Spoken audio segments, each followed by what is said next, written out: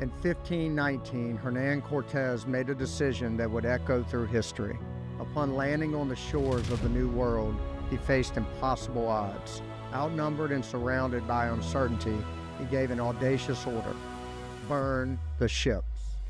With no way to retreat, his men had one choice: fight to succeed or die trying. And they did succeed. Cortez's story isn't just about conquest, it's about commitment. It's about making bold decisions, eliminating excuses, and going all in on your vision. Welcome to Burning the Ships, the podcast where we explore what it means to take risks, push boundaries, and refuse to look back. I'm Jason Seward, your host, and each episode we'll share stories, strategies, and insights to help you tackle your challenges head on, overcome obstacles, and make your own history.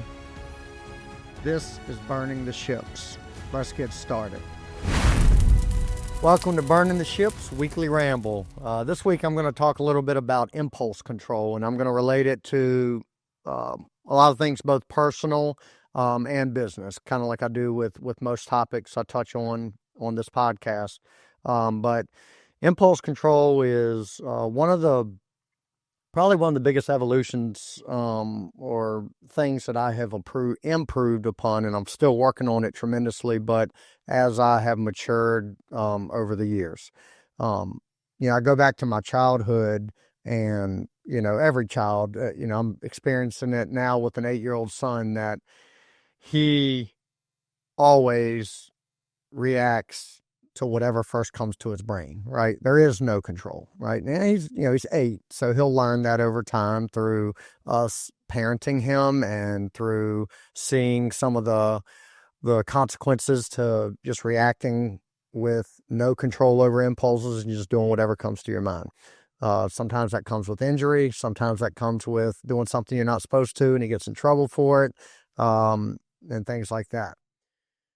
So, all the way back to when I was that age, I had the same problem. Like, if it came in my brain, I would say it. If a thought came across my head, I wanted to do something, I would do it. If I want to touch something, I would touch it, pick it up, throw it, kick it, whatever. And, that always has consequences. But as I've grown, then it, especially as you become an adult, it really becomes, and we all know this, super important to control those impulses, control that first instinct to make a lot of times it's around emotions, right? So a lot of our actions and decisions can often be driven by the emotions we're feeling at the time that we choose to make that decision or make that action. And making decisions and moves with emotion most of the time is not the best way to handle them. Now, sometimes it is, right? Like in competition, you have to act quick. You have to think quick. And I'm talking about like sports competition. A lot of times you have to make a quick decision. You might be, motivated in the moment and very high emotion because of something that happened on the last play or whatever sport you're playing. And that leads to a response of real quick thought, real quick action, and something good comes out of it, or something bad. But a lot of times you have no choice in those situations to react with emotion and react with impulse and, not control that. But then most things in life can wait. Most things can wait for your brain to process it, for your mind to think through it, for you to reach out to others to collaborate with, get advice on, get another perspective, things like that. Most things can wait. Most things in life don't require an instant response or an instant action.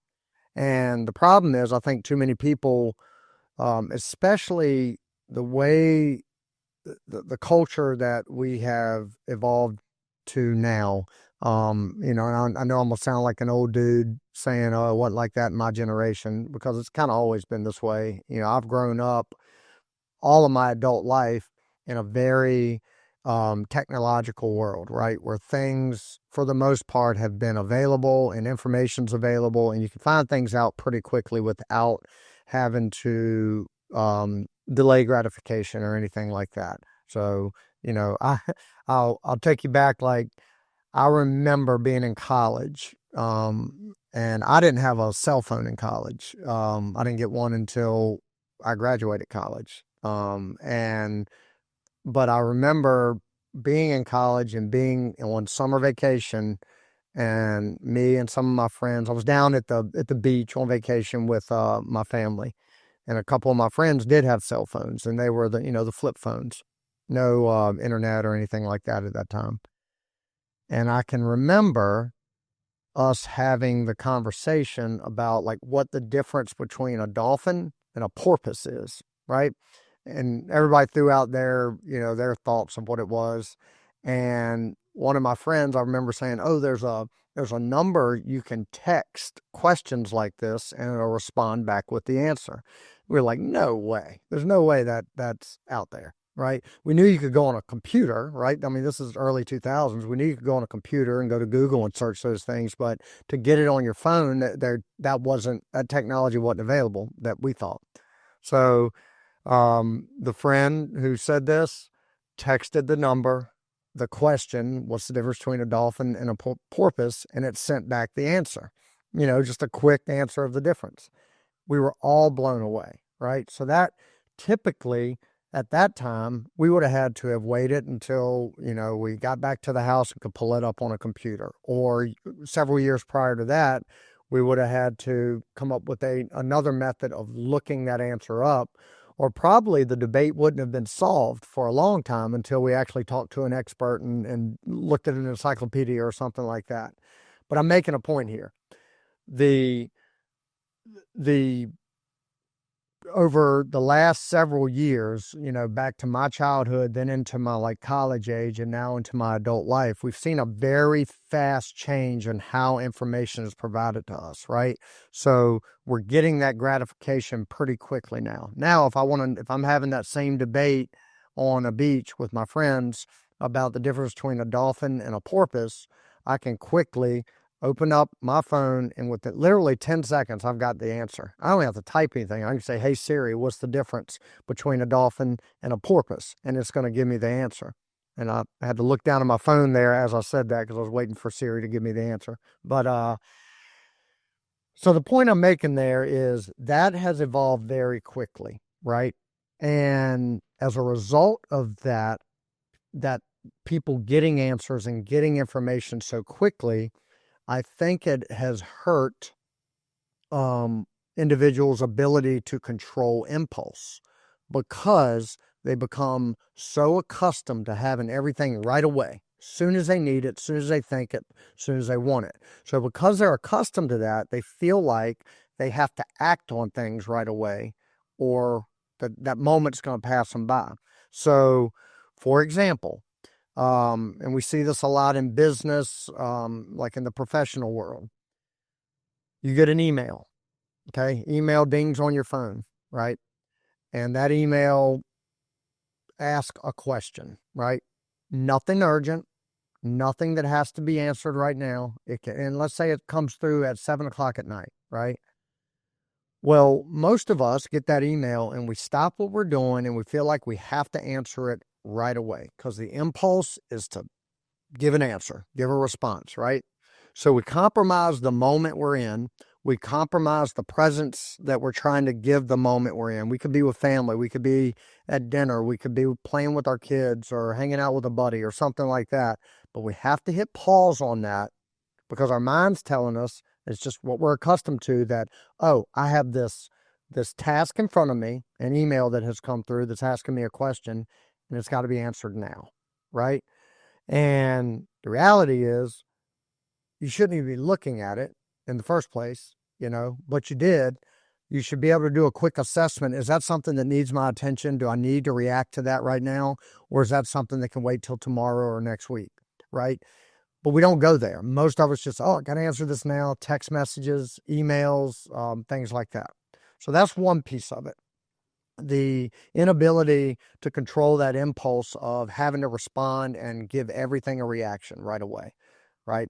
Um, Over time, if you react that way to everything that comes on your plate or everything that enters your mind, there's going to be so much clutter in there that it is impossible to manage it all, right? And it's impossible to ever be present in any moment that you're in. You're always going to be dealing and thinking about the next thing, that what's going to hit my plate next. And as it hits your plate, you have this overwhelming desire to answer it and take care of it right away to get it off your plate. Well, again, as you become an adult and as there's more things in your life, so you get married, you have kids, you're working your career, your kids get older and now they're involved with sports or activities that you might be a part of that you have to manage and do all those things. You have a job, you have a business, you have all these responsibilities. If you react to everything instantly as it comes in because of that inability to control that impulse to do so, then you will never feel content and complacent. And complacency, that maybe that's not the right word, but you'll just never be calm. And because there's no shortage of things to hit your plate that you need to respond to. Most of it can wait. The other thing about impulse control is how it affects other people, right? So I'm going to go back. Yeah, let's go back to the email example because we can all relate to it. We all have email. We all respond to email. I can remember being a very young professional in the insurance world. I started with my insurance career at I just turned 23 years old. So I was very young, very immature, still didn't have very good impulse control. And I remember for years, I would get emails or messages or things like that that I didn't necessarily like, right? I didn't like the tone in the email, which I learned a long time ago to stop reading into text tone, right? If you want to understand the tone better, just call the person up, talk to them, or meet with them and talk through it. But in my younger days, I would look at those emails come through. I would read into the tone. I would often think I was under attack in that email. So it would get my blood pressure up. It would get my emotions up, kind of like that anger and, oh, I'll show you kind of thing. And I would respond with those emotions, right? So my impulse was I'm under attack here. Whether I was or not, I perceived it that way. So the impulse was I've got to defend myself and fight back. I can't wait until I calm down and assess this for what it really is. I've got to respond back. So what happens? This happens with texting a lot too. You'll get a text message that triggers an emotion, and that emotion triggers a response immediately. And now you're kind of in a battle going back and forth.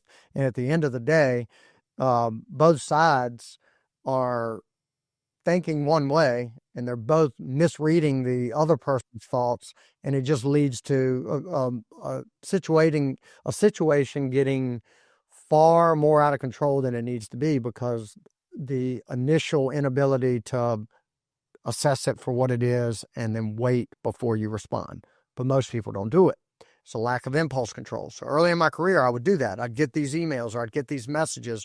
I'll show them and I'd fire off a response and I would be condescending in my response. I would take jabs right back at them and then they would do the same. We'd be in this heated battle and then it would have to be de-escalated later. It would a waste of both sides' time, right? And a lot of times it would take a while. It would put a black cloud over a relationship for a while. And I did that a lot in my early career.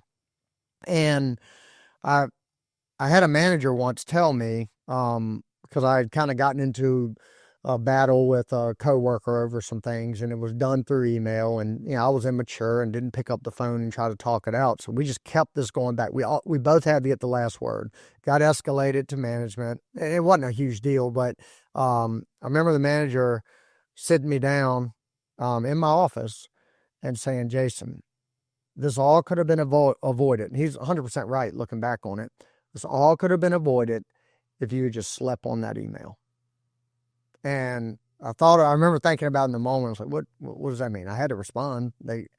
And what he meant by that was if you had just slept on it, let those emotions subside. So a big wave came in, a big tide came rushing in of emotions, and I responded at the height of those emotions. By sleeping on it, the tide goes out. I can think through it.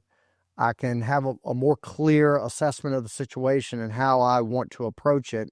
And my response would have been, kind of how I do things now. I pick up the phone and I call people like, all right, let's just get to the bottom of this.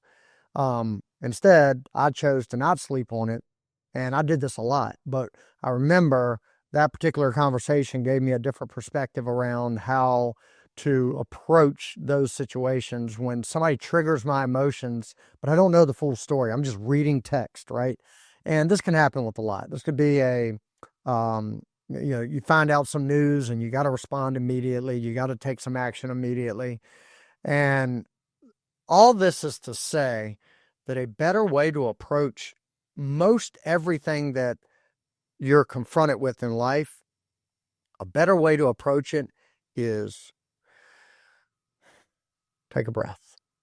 Look at it, take a breath. Look at it again, take a breath. Think through it. Not everything has to be a battle. Not everything has to be a confrontation. Not everybody is trying to take shots at you and beat you down. And if we think that way, if we're always on the defensive and we have our guard up and we always think that every message and everybody that's approaching us, mostly outside of our core bubble, that they're always working an angle and they're always taking shots and they're always wanting us to fail and things like that. If that's the mentality we have and we react to that accordingly, then we're never, it's gonna always compromise momentum and growth and things like that. Rather, if you look at everything as, okay, this person has this opinion, or they're having these thoughts, and they put it, let's say they did it in a text. I'm reading it as this tone, but I'm not sure if that is, let me just sit back and think about it for a little bit, or let me call them, or let me schedule a time to go meet them and have some coffee.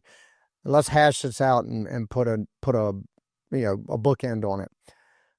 That's going to typically lead to lower blood pressure, lower anxiety, lower stress, if you can handle all your situations in life and communications this way.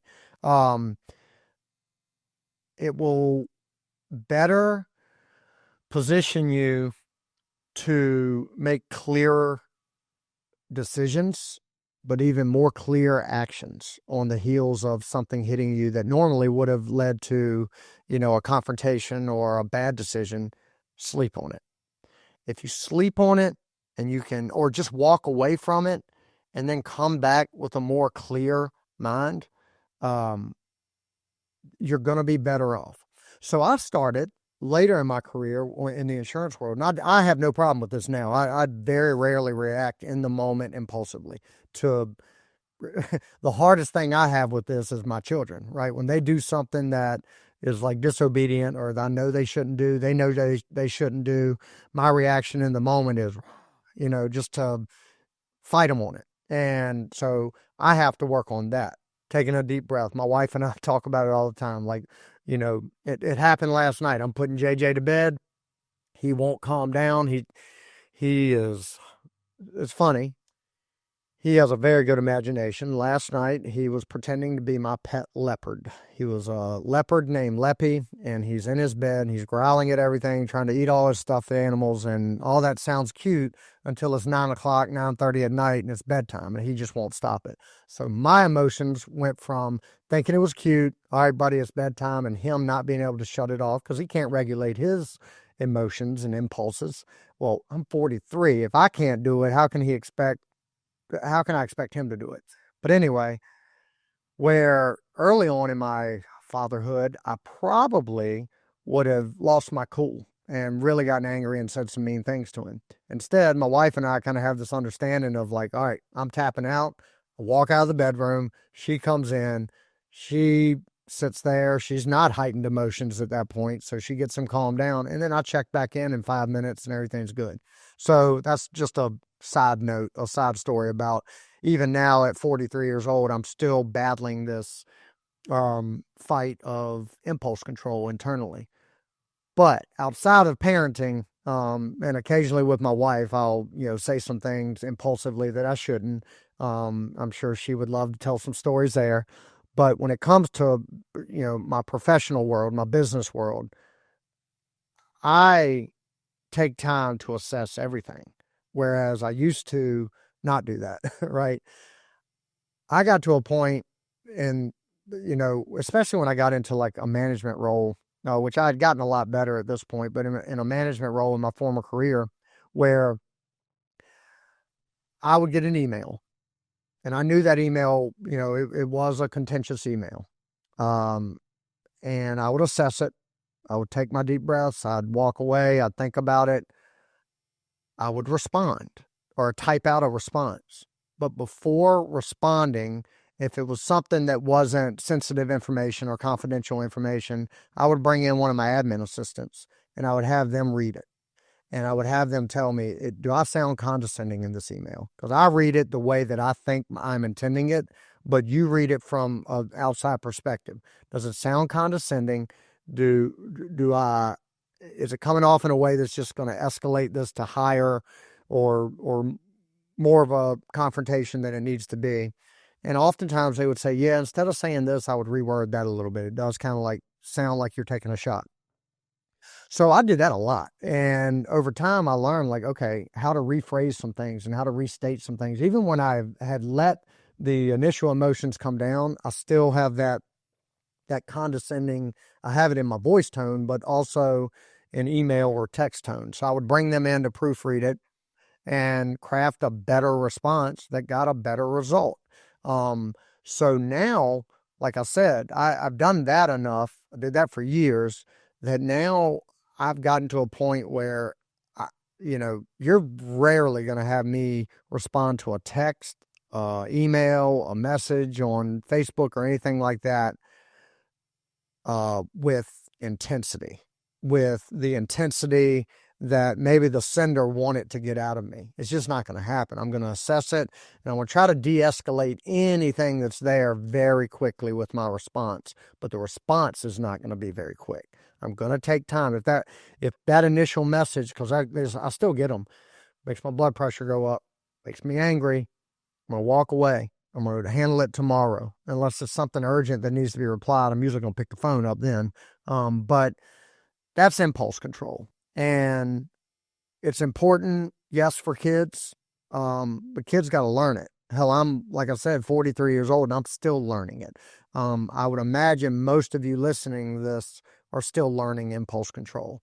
It can be applied to anything. Road rage. You're out on the road and somebody cuts you off in traffic. Some people, calm, okay, that maybe they didn't see me, whatever. Other people are honking the horn, gets right up on their bumper, and escalating a situation with two vehicles that are murder machines. I mean, you could kill that person if you run them off the road. They could have done the same to you, but road rage is a real one, right? That's lack of impulse control and thinking through a situation, just taking a breath. So it can be applied to really anything. But it's a tough thing. It's not something that can be fixed overnight. So if you lack impulse control and how you respond to things, and back to like the instant gratification or an instant need to respond to messages or tasks that come on your plate. Some tasks or responsibilities need instant attention. Some of them do, absolutely, but most don't.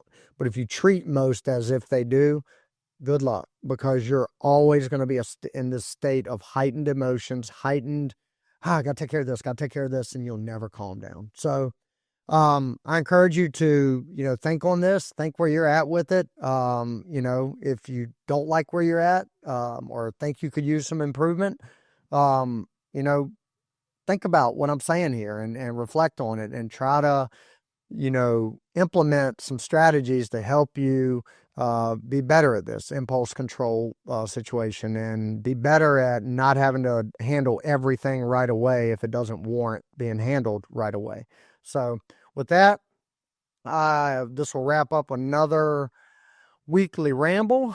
And I would like to thank you for tuning in to Burning the Ships as always. Before we wrap up, I got to thank our incredible sponsor, 608B Capital.